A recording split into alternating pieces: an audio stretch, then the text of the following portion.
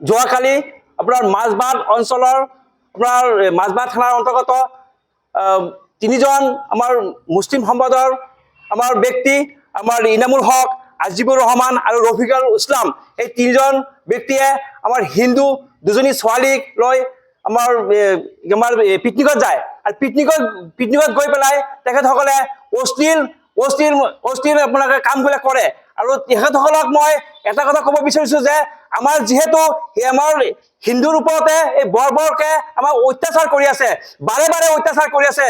এই প্ৰশাসনে আমাৰ বিভিন্ন ধৰণৰ পদক্ষেপ লৈছে যদিও আজিলৈকে তেখেতসকলে সেই বিষয়লৈ অৱগত হোৱা নাই। আৰু সিহঁতে কি ভাবিছে আমাৰ এই যে জাতি আমাৰ হিন্দু জাতিক তেখেতসকলে কি বুলি ভাবিছে আমি তেখেতসকলক আমি ধিক্কাৰ জনাইছোঁ।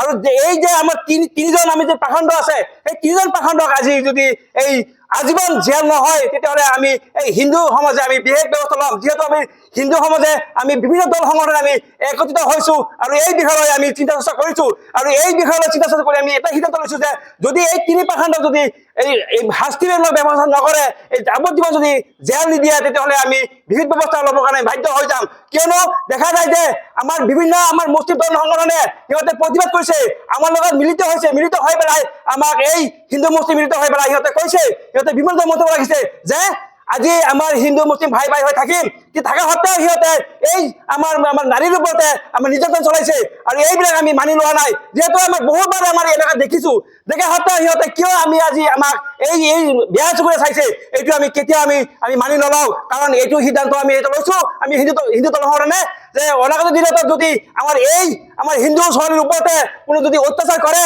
আৰু হিন্দু ছোৱালীৰ ওপৰত যদি আমাৰ যদি কোনো বেয়া নজৰ দেখে তেতিয়াহ'লে আমি স্তব্ধ হৈ বহি নাথাকোঁ। আমি হিন্দু সমাজে আমি বিহিত ব্যৱস্থা কৰাৰ কাৰণে বাধ্য হ'ম। আৰু অসম চৰকাৰে আমি কেন্দ্ৰ চৰকাৰ মই এটা কথা ক'ব বিচাৰিছোঁ যে কেন্দ্ৰীয় চৰকাৰ আমাৰ যিটো প্ৰশাসন বিভাগ আৰু অসম চৰকাৰ প্ৰশাসন বিভাগক যে আপোনালোকে এটা কঠোৰ এটা সিদ্ধান্ত লওক। অসমৰ মুখ্যমন্ত্ৰীলৈ মই এটা অনুৰোধ কৰিছোঁ যে আমালোকে এই নাৰীৰ এটা সুব্যৱস্থা লাগে।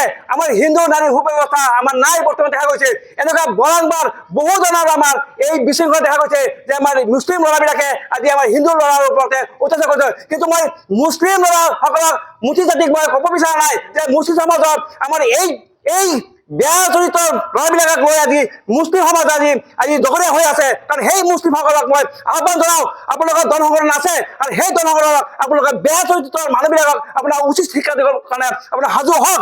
অন্যথা নহ'লে আমি হিন্দু সমাজে আমি একত্ৰিত হৈ পেলাই আমি আমাৰ যিটো সংগ্ৰাম আমি কৰি থাকিম আৰু তাৰ বাকী আপোনালোকৰ এইটো প্ৰশাসন আৰু অসম চৰকাৰ আৰু কেন্দ্ৰ চৰকাৰ আপোনাৰ এইটো জগৰীয়া হ'ব।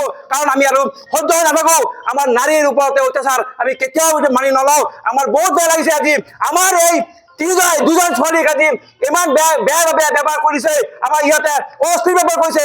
আমি এনেকুৱা আমি ৰিপৰ্ট পাইছোঁ, আমি এই ৰিপৰ্ট অনুযায়ী আমাৰ বহুত দুখ লাগিছে।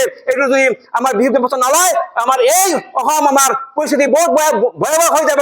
সেইকাৰণে মই আহ্বান জনাইছোঁ প্ৰশাসনক যে আপোনালোকে এই সুব্যৱস্থা কৰক। আমাৰ যাৱজ্জীৱন আমাৰ সিহঁতক কাৰাদণ্ড দিব লাগিব, নহ'লে অসমৰ কথা বহুত বেয়া হৈ যাব।